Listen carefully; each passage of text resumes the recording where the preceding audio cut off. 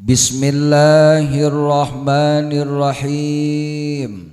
Walau asdaqoha nisobanaqodin. Sarwiti awewe paling gelis di kampung Cibadak. Bintangna hayang boga salaki ngeun ku gelis-gelisna bari jeung jabatan nang sakolana ge rada luhur. Geus magelis bari boga pendidikan umum nage rada luhur, minimal gelar nage dokteranda, umurna 35 tahun, hayang kawin, bener teh, hayang boga salaki ngeun ku hawa gelisna jeung jabatanana tinggi nang sakolana. Lalaki lulusan pondok pesantren Al-Fadilah mah tenggangen teka udag gelis teuing bari jeung jabatanana ge sakolana luhur eungap cak si Opik ti bangku hayang be nyelekeun di TikTok aing ngaran kudungan jangan mah teu kaduga ulah-ulahna cak-cakan model para santri anu sakelas jeung nyana ge lulusan sakola laluhur teu wani nganjang ka imahna lantaran gelis teuing minder lalaki nu jore mah akhirna eta si Sarwiti jam meureun nyana teh geus hayang rumah tangga posting di status kata-kata dipasang di status WA na ditulis ku nyana tengah peuting mantos tahajud cek nyana teh basana tua muda boleh masuk cacah menak silahkan daftar nu penting berani ngamas kawinan kaula 100 gram emas diposting kunyana dret bismillahirrahmanirrahim ceknya ya mudah-mudahan ieu mancing aya anu ngakan dibaca ku Ki Jaed hudang salat subuh Ki Jaed baca ku Ki Jaed do aya status dak di Sarwiti tua muda cacah menak boleh masuk asal berani mas kawin 100 gram cek Ki Jaed tiba heula dasar aing ngincer bae ngeun teu wani ayeuna aya peluang nyana geus buka pendaftaran. Nah singkat carita jam 8 Ki Jaed naik motor ka imah Neng Sarwiti dalam arti silaturahmi neklarifikasi bener tante ya status cek Sarwiti atuh teu bener kunaon Kang Jaed kalau memang Kang Jaed setuju punya 100 gram emas untuk mas kawinnya maka saya bersedia ditikah oleh Akang Jaed yang jelek itu yang penting kulama emas 100 gram cek Sarwiti masalah jore saeutik mah nu penting mah loba duit zaman kiwari mah gitu kan jikalau anda wajah anda tidak mulus yang penting zaman kiwari mah banyak fulus wajah tak mulus pun kalau banyak fulus terlihat mulus gitu kan nah, jadi eleh kubuka duit mah singket carita Sarwiti ditikah ku Kang Jaed ijab kabul saya terima nikah Sarwiti binti Bapak Bakar dengan mas kawin 100 gram emas dihutang. Waduh. Pan ngaranna ge Ki Jaed mah teu boga. Ngeun modal hayang, modal nekad. Lah aing diteuleman bae ditikah ku aing pokona mah ngeun mas kawina dihutang. Bau Sarwiti hade geulisna lulusan sakola badanna jangkung semampai kos tangkal awi andong ditikah ku Kang Jaed bari jeung jore eta lalakina mas kawina ge bari dihutang deui tah kumaha ayeuna eta nikah tanggal 1 bulan 1 mas kawina 100 gram emas 100 gram geus nisab encan ukuran sakitu geus lantaran ukuranana ge geus diceritakeun 77 gram setengah ieu komo geus 100 gram. Nikah tanggal hiji bulan hiji, tah kumaha andai kata panjang jodohna kahareup ketika datang tanggal hiji bulan hiji deui tahun yang akan datang, apakah eta wajib zakat jeung saha nu wajib zakatna gitu. Dijawab ku ulama, walau asdaqoha nisobanakdin, lamun ngamas kawinan Ki Zaid ka istrina nu ngaran Sarwiti di mas kawinan kalayan make emas atawa perak anu ukuranana geus mencapai nisob di atas 77 gram setengah emas. Kemudian apakah eta cenah kadituna ketika tepung tahun kudu dizakatan? Oh, tetep eta Sarwiti di mana tanggal hiji bulan hiji tahun payun teh tiba deui zakathu wujuban. Sarwiti wajib kedah ngaluarkeun zakat tina mas kawina teh jumlahna 2,5% tina emasna. Kaharti tamun kitu. Ajengan pan ieu teh dihutang keneh. Geus menang satahun geus boga anak dihutang can dibayar-bayar mas kawin.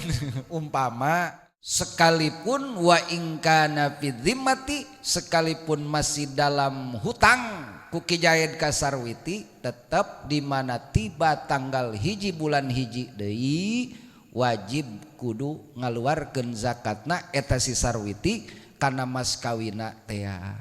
Kahartinya usak kitu ge kudu kaharti ta. Dengan catatan idza tamma haulun minal asdaqi, apabila bila mana sudah tepung tahun, sudah ketemu 1 tahun lengkap dari mulai baheula waktu akad diucapkeun kalimat 100 gram emas dibayar dihutang timulai eta dihitung datang ke tahun berikutnya. Walaupun eta si Sarwiti teh emas kawina dihutang keneh ku Kang Zaid. Ajengan pan emas nangge can katampa wa illam takbidhu sanajan Sarwiti can nampa kana eta mas kawin. Ajengan pan ieu si Ki Zaid teh walaupun geus 1 tahun rumah tangga jeung Sarwiti can pernah ngajima, can pernah ngawati.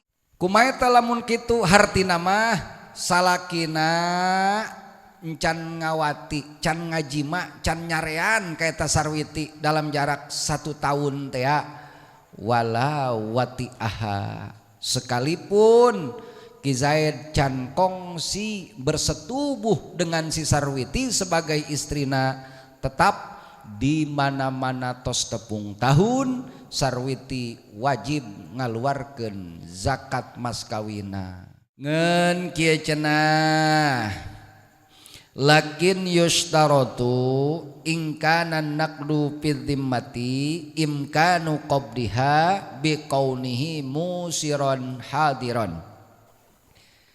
Kaharti bahwa sekalipun mas kawina can katarima ku Sarwiti walaupun sudah 1 tahun, dan sekalipun Sarwiti can pernah disarean ku salakina nu ngaran Kang Zaid, tetap wajib ka Sarwiti kedah ngaluarkeun zakat tina mas kawina. Tapi ada persyaratan, ngeun disyaratkeun lamun mas kawin anu dihutangna teh disyaratkeun hiji imkanu qabdiha, ada kemungkinan bisa katarima ku Nyai Sarwiti mas kawinnya teh ti Kang Zaid. Dalam arti kieu cek Sarwiti geus sataun aing jeung kudu ngazakat ya mas kawin aing, tapi nyana can narima kana zakatna, tapi nyana teh boga non kayakinan bakal bisa nampak kana mas kawin ti salakina lantaran salakina jelema beunghar. Ada keyakinan di dalam hatina lah tuh gampang bae salaki aing mah sanajan can dibayar ge ka aing. Janya beunghar ieu cek nya teh kolotna. Nah, tanahna luas, duitna loba cenah kolotna sapirakuna. Kudu teu dibayar ku salaki aing ka aing tah. Syarat hiji imkanu qabliha bisa katampa irah-irah ge eta mas kawin sarwiti ti salakina nu ngaran Zaid. Nomor kedua biqaunihi musiron hadiron ku sebab salakina eta keadaana jelema sugih beunghar bari kondisina usahana teu jauh aya di lembur sorangan. Gawena teu ka luar negeri aya di imah belah di sekitaran urang paling gawe ka pabrik, ka kantor balik deui kitu. Paling di pasar dagang kuli biasa aya di imah deui tapi beunghar. Tah lamun kitu sarwiti tetep di mana tepung tahun kedah ngaluarkeun zakat. Nomor kaduana sarwiti orang kampung tapi sanajan orang kampung ge geulis hayang kawin lantaran geulis teuing bari urut kaluaran Amerika Syarikat. Tuanien orang kampung di nyamah ulahna kudu nganjang mun ngamprok minggir pemuda kampung eta mah minder ngamprok jeung sarwiti pada akhirna mikiran diri hayang boga salaki masang status di WA tua muda cacah menak boleh masuk asal berani mas kawin 30 ekor sapi.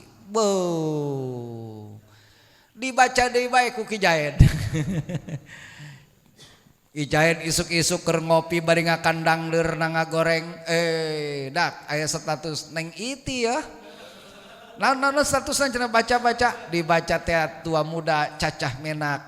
Silahkan masuk asal berani mas kawin 30 ekor sapi.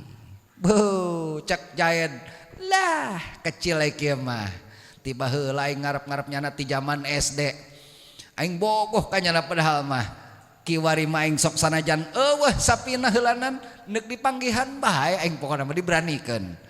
Meupeung keur aya statusnya nah haneut keneh kara keur peuting. Dipanggihan ku Ki Jaed.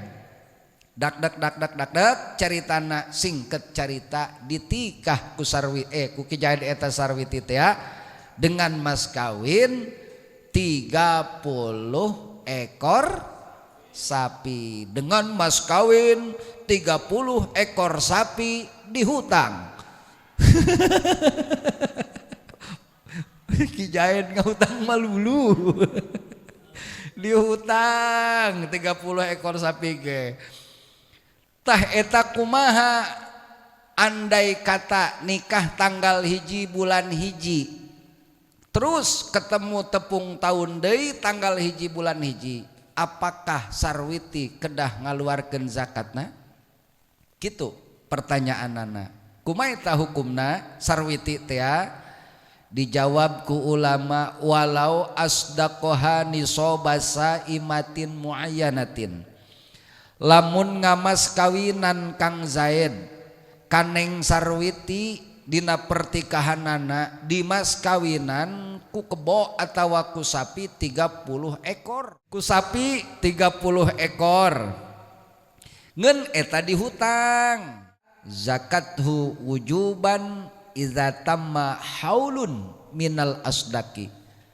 Wajib hukumna kaneng sarwiti kedah ngaluarkeun zakatna tina eta sapi nu 30 atawa kebon nu 30 bila mana parantos tepung tahun deui tiba kana tanggal hiji bulan hiji. Kumaha pan eta teh dihutang can katarima kebo atau sapi nu 30 teh ku sarwiti sanajan geus sataun wa illam takbidhu sanajan kebo atawa sapi nu 30 teh tacan katarima tacan katampa ku sarwiti tetap sarwiti wajib kedah ngaluarkeun zakat tina 30 ekor sapi natea.